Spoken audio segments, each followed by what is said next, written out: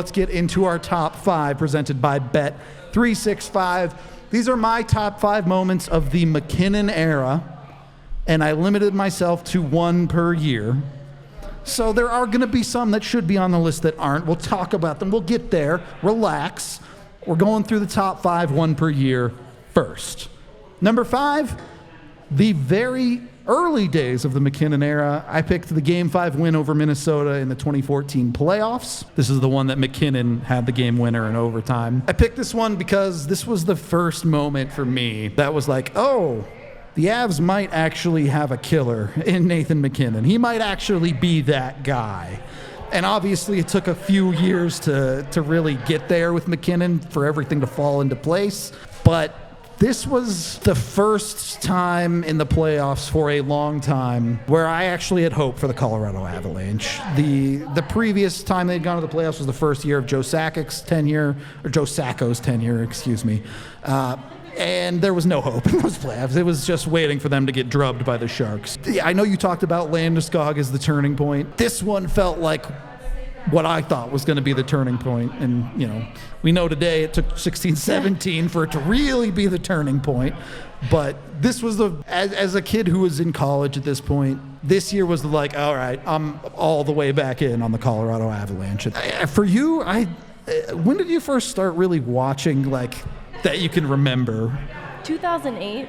Okay, so you got the Joe Sacco experience for sure. Oh, absolutely. It was the butt of many jokes.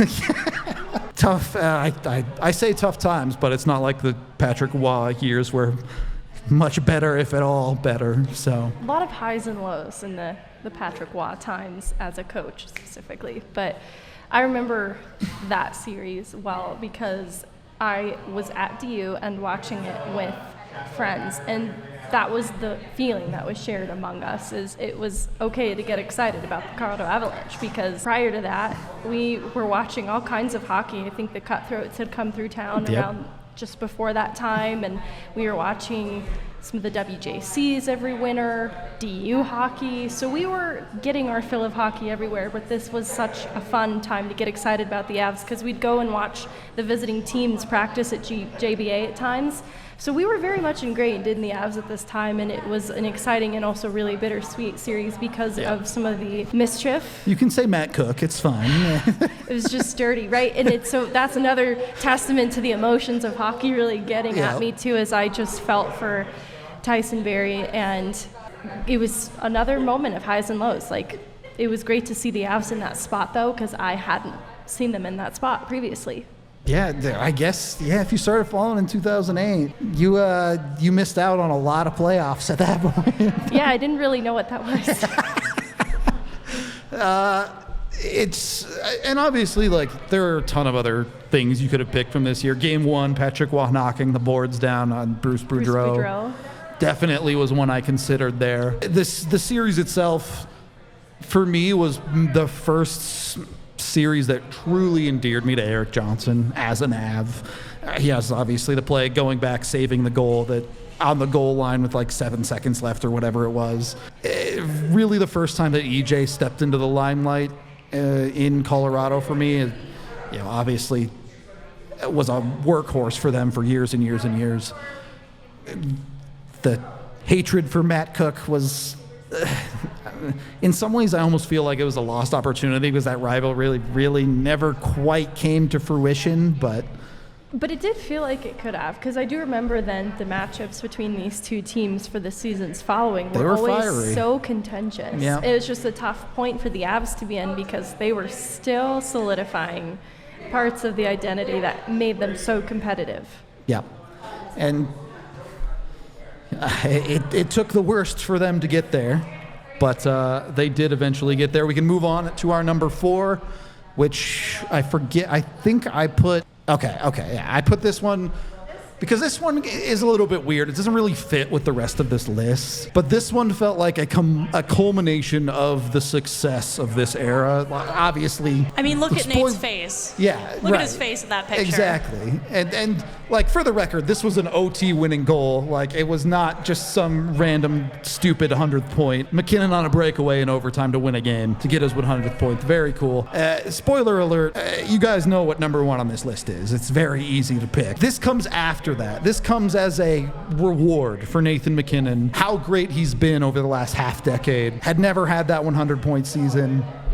Finally gets it. Obviously, you could throw in Mikko's 55 goals from last year, too. The playoffs didn't go the way they wanted. The regular season last year, I really think people don't give it enough respect for how impressive that regular season was. It's something to be scared of if I'm a team that has to play against the Colorado Avalanche, because he misses 11 games, still makes it to 111 points on a season with a team depleted by injury. That's something to be fearful of going into next season. We saw the way the Vegas series invigorated the Avs going into the next year as a whole team, but you just know that's something that MacKinnon is going to be motivated by next year.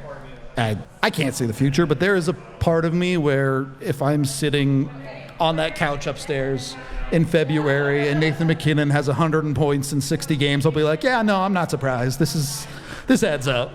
And then even more scared of what comes next. Yeah. How much more does he have? Right, how many other levels exist for Nathan MacKinnon?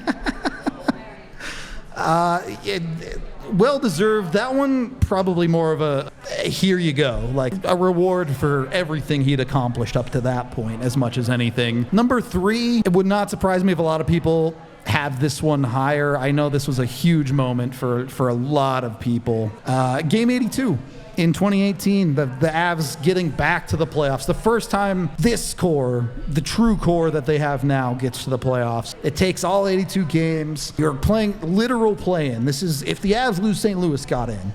So this was essentially a playoff game for both teams. I'm sure everyone that watched remembers the dolphin dive from Mikko into the pile, all of the greatness. An incredibly fun moment for me. Yeah, the atmosphere of a Game 7 with so much on the line, and I don't want to say it's the birthplace of some of the fun moments that now exist between St. Louis and the Avs and the history that has been established between these two teams, but it is definitely an incredibly memorable one.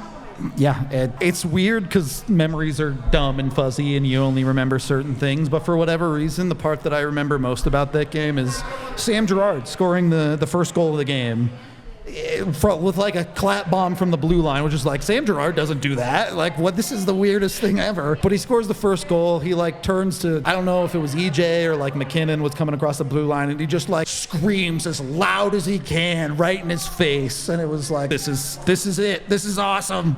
This is why I love hockey. I love to see what players can become when the moment requires it, and that is a hilarious thing to see Sam Girard become the guy who is just firing bombs from the blue line. Not your usual when you think of Sam Girard at all. No, it's it's not spitty enough. He'd done a couple twirls while he was doing it. Exactly, to finish it off. Number 2, this one encompasses a lot more than the moment itself, but Cale Makar's debut against Calgary in the playoffs helps lift the Avs to go win that series. They dominate the game on like his 3rd or 4th shift of the game. He scores a goal. Everything I said about the MacKinnon Game 5 OT win, same for the Cale Makar debut, except for that was the first game of his career. I don't need to tell anyone how special Cale Makar is, obviously. Was it his first shot of the game, too? I think it was his first shot. I think it was. Yeah. It's an incredibly memorable then first goal, and just the entirety of how they got to the playoffs that year. Yep. Being down to the wire. Game 81 solidifies it for them, and then reinforcement is on the way, and Cale Makar, after what could have been viewed as a disappointment and loses dropping the to national the 4th championship place. Too, yeah. Well, yeah, disappointment on his end, but also like going back to the draft lottery following the 48-point season. It's like, 4th Cale Makar, hope he's good. Lowest moments of this era, That's it. Well, and then it's like, well, let's reconsider then what that actually meant for the Avs to get eventually rewarded with Cale Makar in the end, reinforcements on the way, and it ends up being still an ultimately disappointing exit down the line in the second round, but a gentleman's sweep against Calgary, and with the help of a newly emerged Cale Makar, was a breath of fresh air. I don't even know if I'd say the second round exit was disappointing. Obviously, in the moment to lose a Game 7, absolutely disappointing. Absolutely. But for where the team was, it's a great point. And one of the, obviously Makar's going to take precedent, but one of the moments I considered was Landeskog's Game 6 overtime winner in that San Jose series, which, so many of those moments are. Do you remember where you were when they lost that Game 7? Yeah. I do too. It was really disappointing. I think it was the Alpine Tavern, Inga's. I was with friends and we were all heartbroken together. I was in my apartment. Okay. At my computer, sadly clipping the end of the season. Fun fact, this was like my re-entry into loving hockey. Amazing. And I was watching that game while I wasn't working, and I just remember watching that entire shift and just turning to my friend that knew a lot more about hockey than I did at the time, and was like, I want to know more about this sport. That was the coolest thing I've ever seen. The emotional hook.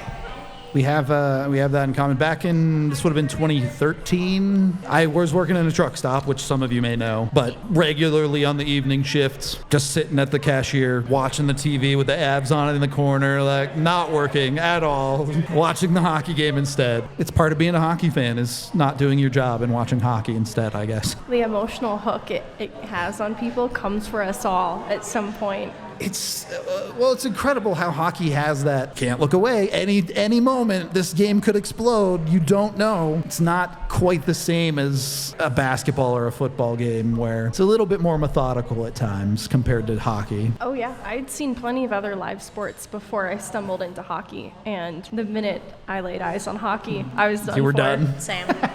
That's your own fault. I blame yourself for that. No, it is. And then number one, I don't need to tell you guys. It's the Stanley Cup, obviously. The entirety of it. Isn't it fun to think about how along the way there are some favorite Avalanche memories and goals scored on the road to the Cup? The next time we do this is going to be the top 5 moments of the 22 Cup run, by itself. No, we have to, because I didn't even put any of that in this list because I was focusing on kind of the dark years leading up to this. But the 2022 run deserves its own top 10 list because honestly, how much almost fairy tale-like storylines emerge from that Cup run that I don't want to soon forget. The finals alone, Berkey's Game 1 overtime winner, Lecky's Stanley Cup winning goal, pick a game where Kemper outduels Vasilevsky, everyone and their mother scoring in Game 2 against Tampa Bay. That's the final. Forget any round before that. Forget Kadri and St. Louis. There's so many. No, it's incredible.